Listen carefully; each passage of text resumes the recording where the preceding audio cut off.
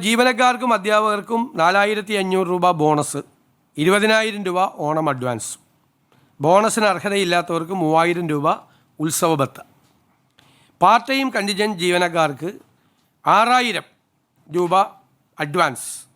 Service പെൻഷൻകാർക്ക് 1250 രൂപ bonus.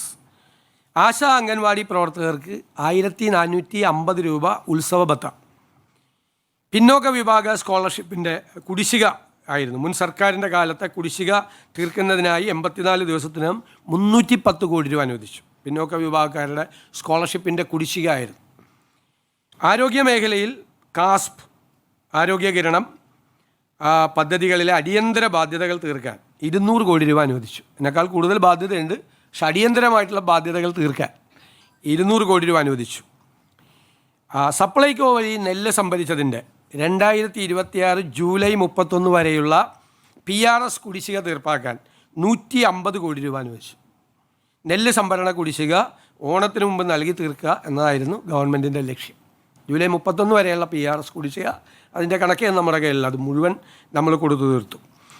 സപ്ലൈകോയ്ക്ക് 53 കോടി രൂപ സബ്സിഡി കാര്യങ്ങൾക്ക് ഓണവിപണി സജീവമാക്കുന്നതിനും 53 കോടി രൂപ മുൻകൂറായിട്ട് അനുവദിച്ചു. കൺസ്യൂമർ ഫെഡിന് ഓണം വിപണി ഇടപെടൽ സജീവമാക്കുന്നതിന് വേണ്ടി അവരാവശ്യപ്പെട്ട 25 കോടി രൂപ അനുവദിച്ചു. ഇനി തൊഴിലുറപ്പ് തൊഴിലാളികൾക്കുള്ള ഓണം ബത്ത. 100 തൊഴിൽ ദിനങ്ങൾ പൂർത്തിയാക്കിയ 3.68 ലക്ഷം കുടുംബങ്ങൾക്ക് 1200 രൂപ വീതം നൽകാൻ 44.24 കോടി.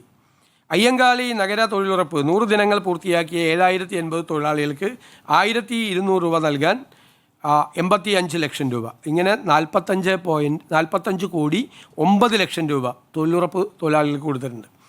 സ്കൂൾ പാചക തൊഴിലാളികളുടെ വേതനം നമ്മൾ ഗവൺമെൻറ് വന്ന ഉടനെ 1000 രൂപ വർദ്ധിപ്പിച്ചിട്ടുണ്ടായിരുന്നു. ആ വർദ്ധിപ്പിച്ച 1000 രൂപ ഉൾപ്പെടെ അവരുടെ അക്കൗണ്ടുകളിലേക്ക് നേരിട്ടെത്തിക്കാൻ 44 കോടി രൂപ അനുവദിച്ചു. ലോട്ടറി ഏജൻറ്റുമാരുടെയും വിൽപ്പനക്കാരുടെയും ക്ഷേമം 16 കോടി 47 ലക്ഷം രൂപ അനുവദിച്ചു. അവരുടെ ബോണസ് 1000 രൂപയാക്കി ഉയർത്തി, ഉത്സവ ബോണസ്. സജീവ ഏജൻറ്റുമാർക്ക് 8500-ഉം പെൻഷൻകാർക്ക് 3750 രൂപയും ലഭിക്കും. എൻഡോസൾഫാൻ ദുരിതബാധിതരുടെ സ്നേഹസാന്ത്വനം പദ്ധതിയിൽ അവരുടെ ധനസഹായവും പുനരധിവാസവുമായി ബന്ധപ്പെട്ട് 5208 നിലവിലുള്ള ഗുണഭോക്താക്കൾക്കും പുതിയതായി ഉൾപ്പെടുത്തിയ 1000 പേർക്കും സാമ്പത്തിക സഹായം, കെയർ ഗിവേഴ്സിനുള്ള ബത്ത, കുട്ടികളുടെ വിദ്യാഭ്യാസം, 10 MCRCകളുടെ നവീകരണം എന്നിവയ്ക്കായി 14 കോടി 40 ലക്ഷം രൂപ വകയിരുത്തി. പട്ടികവർഗ വിഭാഗക്കാർക്ക് ഓണക്കോടി, അതിന് വേണ്ടിയിട്ട് 60 വയസ്സിന് മുകളിലുള്ള 52,826 പട്ടികവർഗക്കാർക്ക് ഒരാൾക്ക് 1000 രൂപ നിരക്കിൽ ഓണക്കോടി വിതരണം നടത്തും. അതിന് 5.28 കോടി അവതരിപ്പിച്ചു.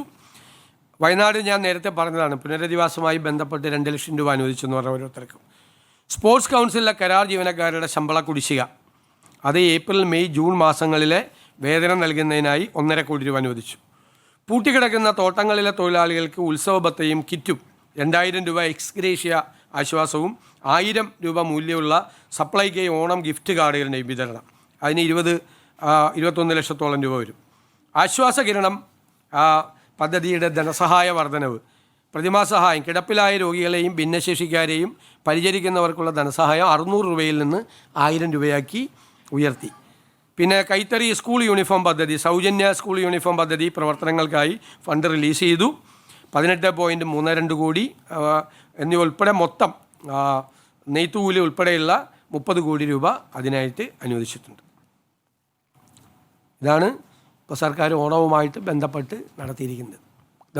കനത്ത ധനപ്രതിസന്ധിയിലൂടെ കടന്നു പോകുമ്പോഴും ഈ പ്രധാനപ്പെട്ട കാര്യങ്ങൾ ചെയ്യാൻ സർക്കാർ ബാധ്യസ്ഥമാണ്. സർക്കാർ അത് ചെയ്തിട്ടുണ്ട്.